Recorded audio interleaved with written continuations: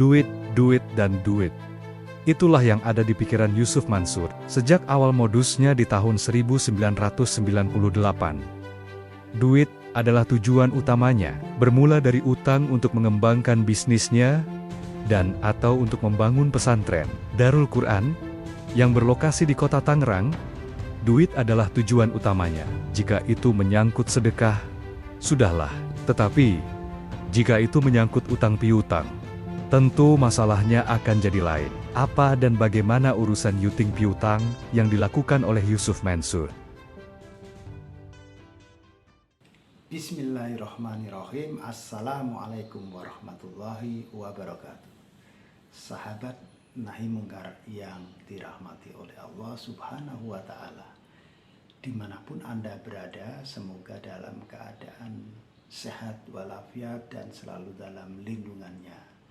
Sahabat, jika selama ini kita mendengar dan menyaksikan bahwa Yusuf Mansur telah melakukan one prestasi atas investasi-investasi yang dia inisiasi kepada jemaahnya. Kali ini kita akan menelisik utang-utang yang dilakukan oleh Yusuf Mansur sejak tahun 1998 sampai hari ini belum juga tuntas. Yang pertama adalah Ibu Lestari.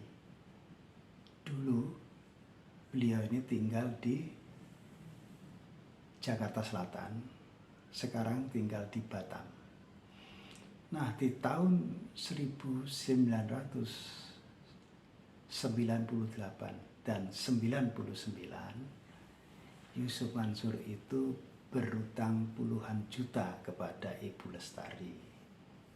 Katanya sih untuk rental mobil, tapi ternyata uangnya tidak pernah dikembalikan.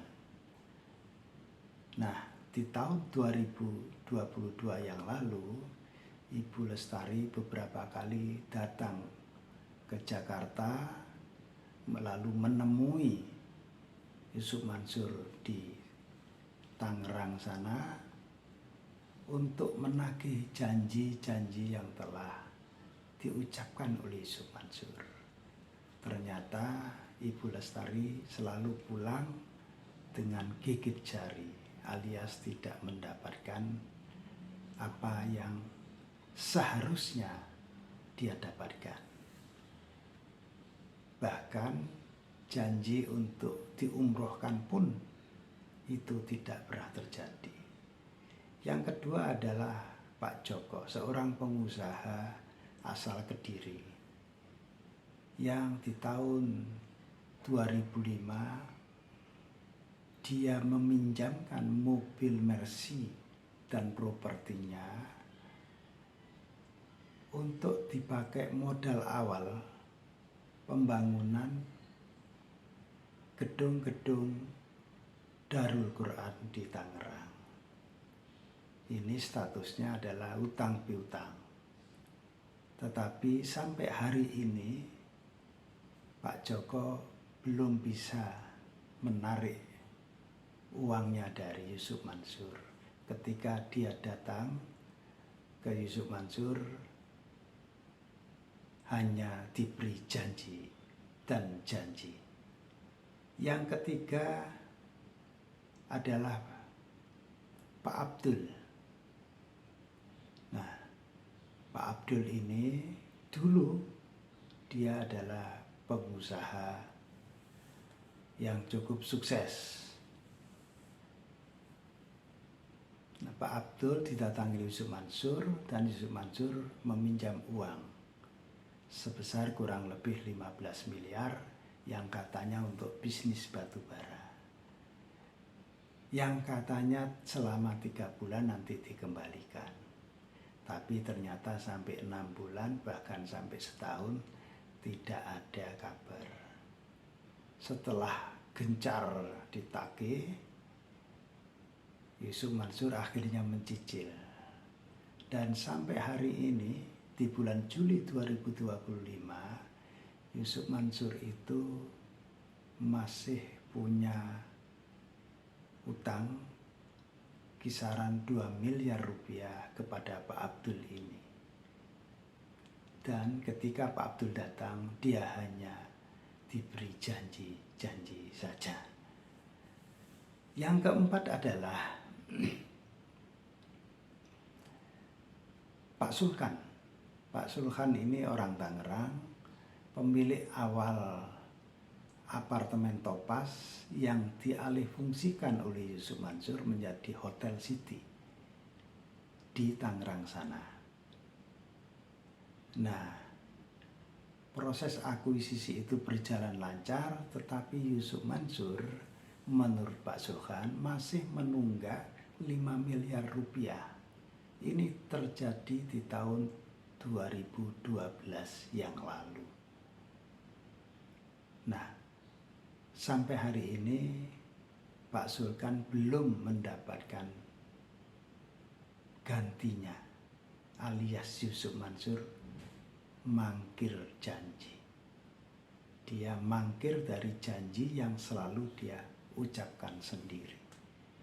Nah, ini ada 4 dan kalau kita hitung itu banyak sekali perorangan yang dirugikan oleh Yusuf Mansur. Termasuk ada salah satu pengusaha sablon di daerah Klaten sana pernah mensedekahkan mobil kijangnya. Tapi ketika menjelang COVID beberapa tahun yang lalu, usaha sablonnya jatuh dan dia ingin memperbaiki kinerjanya, tetapi tidak punya modal. Datanglah dia ke Yusuf Mansur untuk berhutang 5 juta saja. Itu pun tidak diberi oleh Yusuf Mansur. Nah, inilah beberapa itu pun tidak diberi oleh Yusuf Mansur.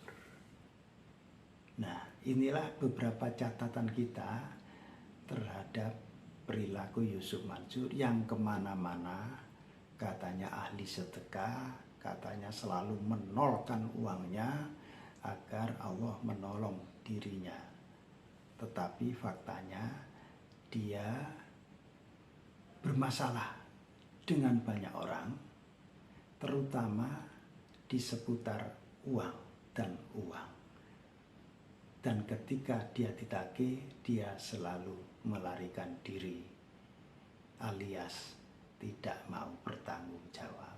Saudara, bagaimana pendapat Anda? Silahkan ditulis di kolom komentar. Billahi taufiq wal hidayah, waridho wal inayah. Wassalamualaikum warahmatullahi wabarakatuh.